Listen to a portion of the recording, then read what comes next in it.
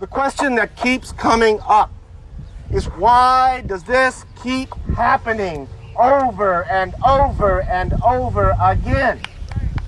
America has had many opportunities to stop this madness and this violence and this hatred, but at every opportunity, they looked it straight in the eye and said, nah. In the 17th century, they had the first chance. You had indentured servants that were both black and white, who for 7 years of labor would pay off the debt of their transport to this new world and new opportunity, after which they would be free persons.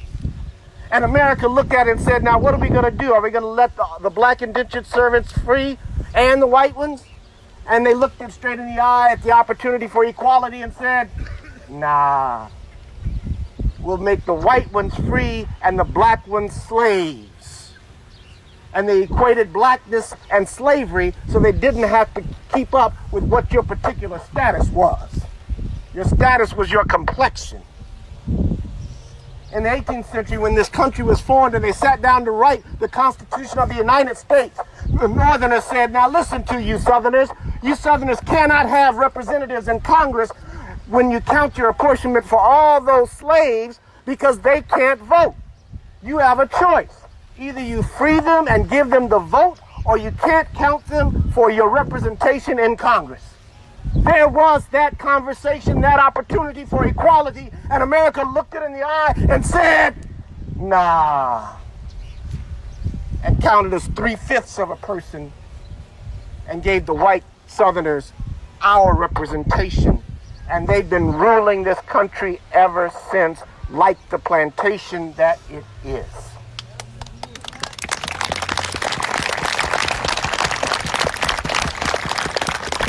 Then in the 19th century, in the 18th century, fought a civil war. Yes, another opportunity. In the 19th century, this nation came to war to free the slaves. And we actually had a moment. We're getting ready to have Juneteenth here, y'all. They had a moment when black folks were free, had the vote, elected senators and governors and members of Congress from all the states across the South. But after we got our 40 acres and our mule and set up a black Wall Street in Oklahoma, the white folks looked at that burgeoning equality and they looked us straight in the eye and they said, nah. And they let the Klan rise with the motto that the South shall rise again. And they wrote a new law called Jim Crow and put us back into slavery effectively for another 100 years.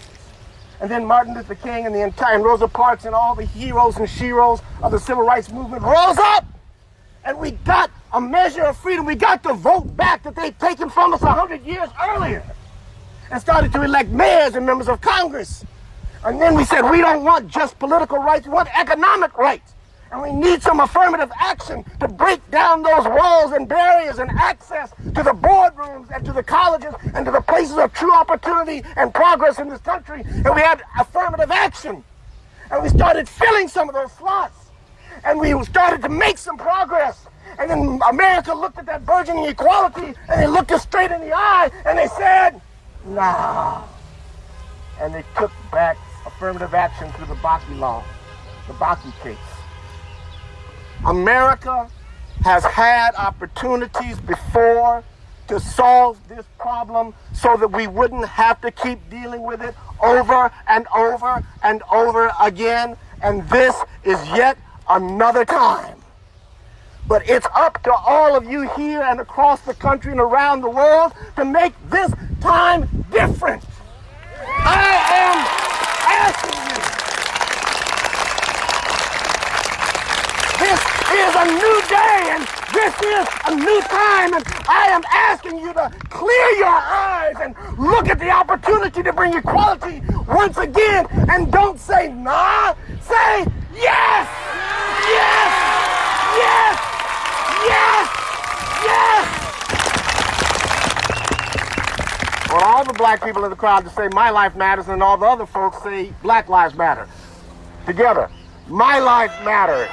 Black Lives Matter! My life matters. Black lives matter. My life matters. Black lives matter. My life matters. Black lives matter.